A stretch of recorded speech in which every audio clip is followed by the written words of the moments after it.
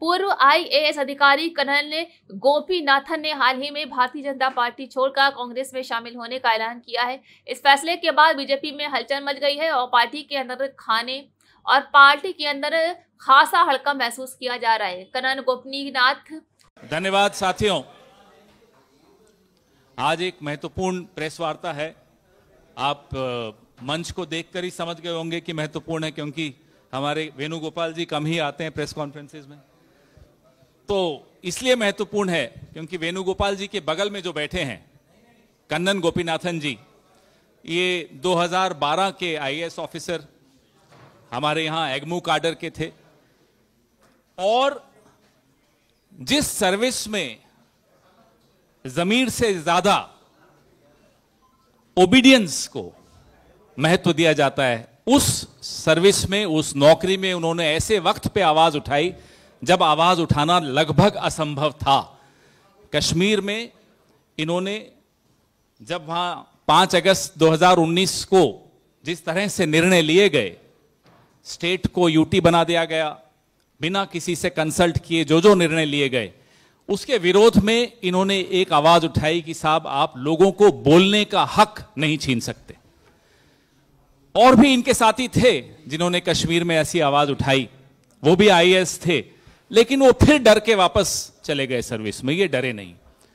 इसके बाद इन्होंने वीवीपैट पे बहुत खुलकर बोला और फिर जब सीएए एनआरसी की मूवमेंट चल रही थी तब भी ये बेधड़क होकर बोले। इन्होंने एफआईआर झेली, इन पर तमाम तरह की कार्रवाइयां हुई, लेकिन ये डरे नहीं। नौकरी को लात मारी, और ऐसी नौकरी को लात मारी जिस नौकरी के लिए लोग कई कई सालों तक तैयारी करते हैं। हम इस बात की हमें हैरानी नहीं कि कांग्रेस पार्टी के दरवाजे इनके लिए खुले हैं, क्योंकि कांग्रेस पार्टी के दरवाजे ऐसे तमाम आवाजों के लिए हमेशा खुले रहते हैं, इतिहास साक्षी है। हमें इस बात की बहुत खुशी है कि इन्होंने भी कांग्रेस को ही चुना। लंबी बात नहीं करूंगा क्योंकि वेणुगोपाल जी को महत्वपूर्ण बैठकों में जाना है, तो मैं वेणुगोपाल जी को पहले फ्री कर देते हैं क्योंकि उन्हें जाना है। मैं वेणुगोपाल जी से आग्रह करूंगा कि वो कुछ कहें और पार्टी में इनका विधिवत रूप से स्वागत भी करें। Thank you, Pawan ji. I think this is one of the happiest moments for all of us, that one of the brave bureaucrat who is having passion towards the downtrodden people of this country, marginalized people of this country, and who always fought for justice, love and affection, Mr. Kannan Gopinathan. Pan India, his presence is there. He born in Kerala, living in Pune, worked northeast and all other parts of this country. Therefore, a Pan India figure like Kannan Gopinathan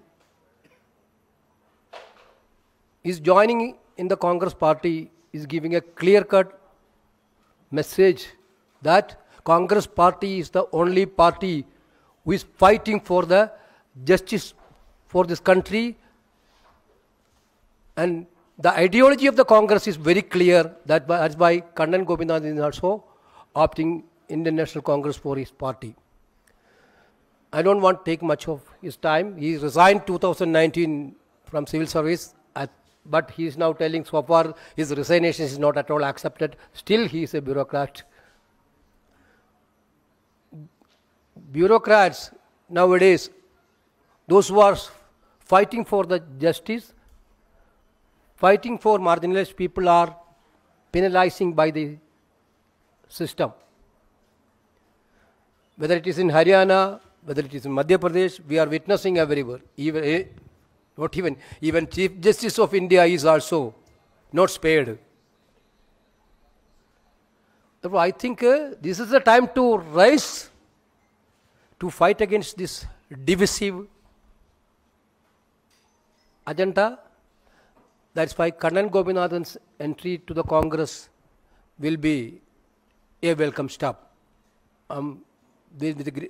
He already met Honorable Congress President Mallikarjuna Kharge ji, and he also met Leader of Opposition Rahul Gandhi ji. Both of them are told him to join Congress, and he is now joining into Congress. Wholeheartedly, we are welcoming Kannan Gopinathan to the Congress party. Thank you.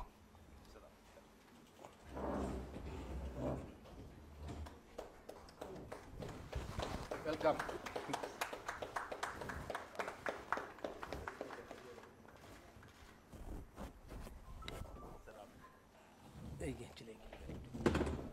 Okay, thank you. I have a meeting.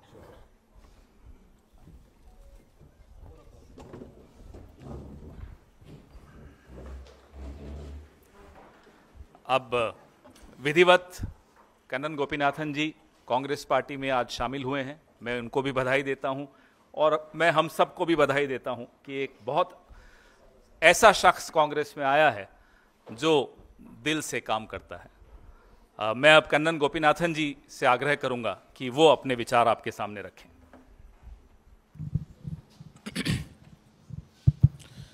सबसे पहले सबको धन्यवाद यहाँ पे आने के लिए। और कांग्रेस पार्टी ज्वाइन करने का जो निर्णय था वो 19 में रिजाइन किया। उस वक्त एक चीज़ क्लियर था कि देश में जो सरकार जिस दिशा में देश को लेके जाना चाहता है वो सही दिशा नहीं है, वो गलत है।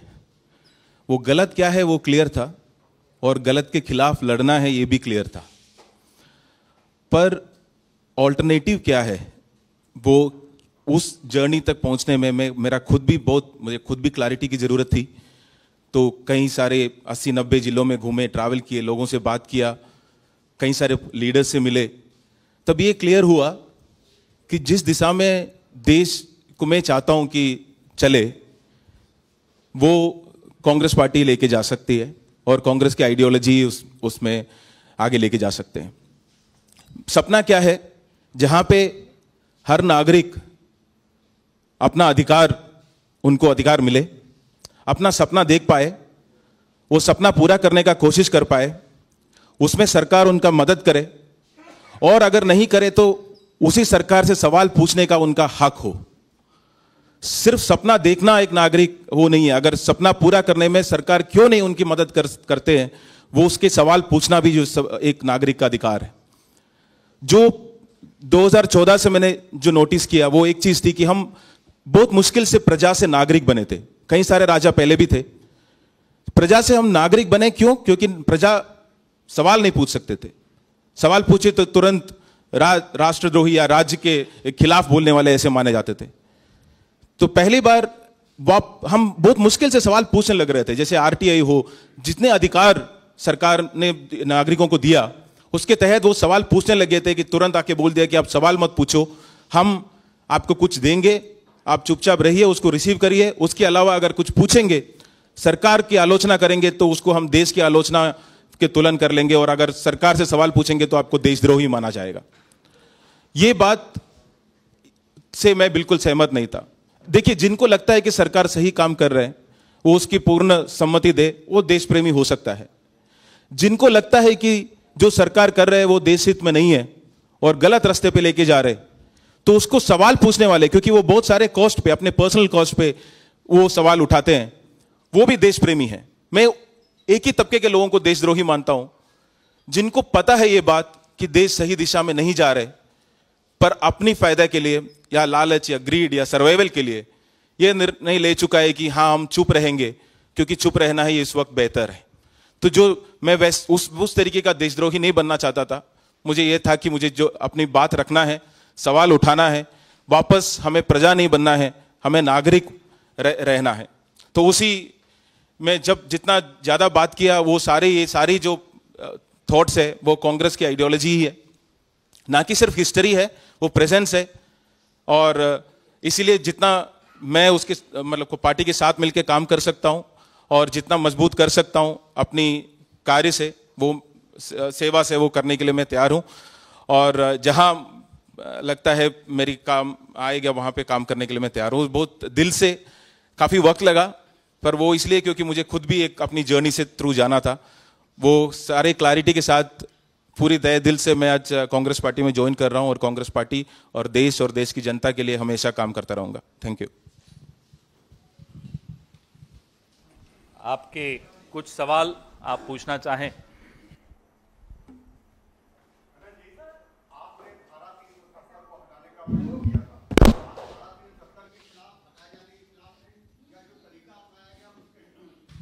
नहीं, मैं उस वक्त भी इस बात को क्लियर रखा था कि 370 हटाना है नहीं हटाना है वो एक सरकार का निर्णय हो सकता है, पर उसके बाद अगर एक पूरा प्रदेश को आप ये निर्णय करते हैं कि हम उसको बंद कर देंगे, जिस तरीके से वहां के सारे लीडर्स को, एमपी को, मान लीजिए ये बात दिल्ली में होता है कि जितनी जर्नलिस्ट है, जितनी एमपी है, जितने एक सीएम है, उन सबको जेल डाल दिया जाए, यहाँ की ट्रांसपोर्टेशन बंद किया जाए, यहाँ की टेलीफोन बंद किया जाए, यहाँ की इंटरनेट बंद किया जाए, तो क्या वो सही है? ये सिर्फ मेरे लिए सवाल नहीं है, हम सबके लिए सवाल है कि क्या वो सही हो सकता है? किसी भी देश में, एक लोकतांत्रिक देश में ये सही हो सकता है या उसके खिलाफ आवाज नहीं उठनी चाहिए थी? तो वो सवाल ही मैंने उठाया है और उस सवाल पे मैं आज भी कायम हूं।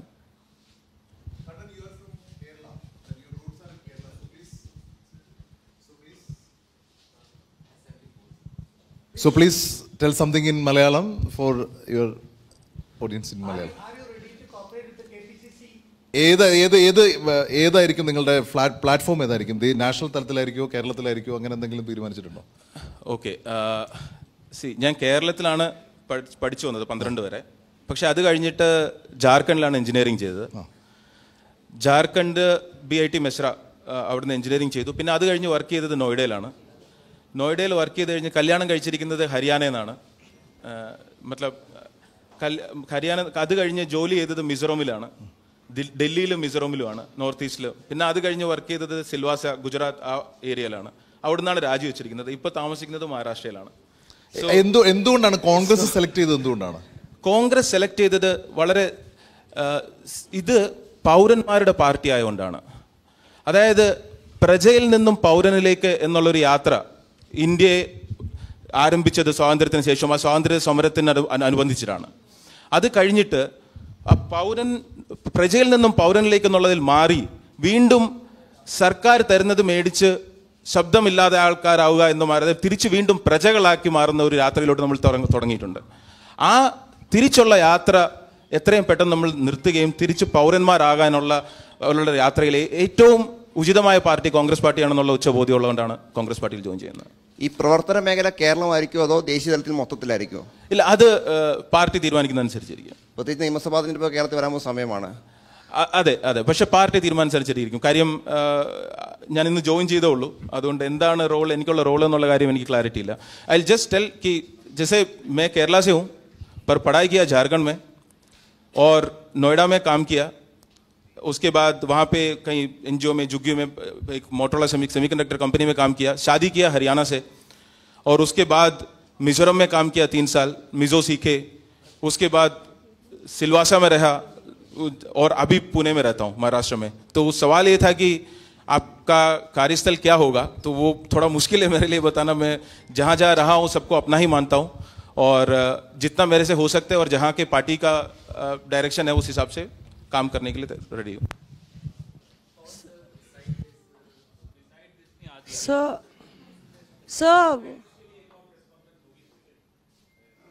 सर वो अदालत में फैसला है उस पे, लालू यादव और We have another press conference.